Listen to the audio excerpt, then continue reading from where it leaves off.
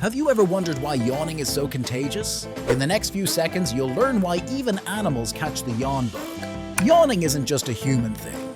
Dogs, cats, and even primates yawn when they see someone else do it. But why does this happen? Scientists believe it's a form of social bonding. When one member of a group yawns, others might do it to sync up and create unity. It's an ancient mechanism tied to empathy and social behavior. Even fish have been seen mimicking yawns. So next time you see someone yawn, blame your brain's natural impulse to connect. Like what you learned? Subscribe for more cool facts and insights. And my last question is,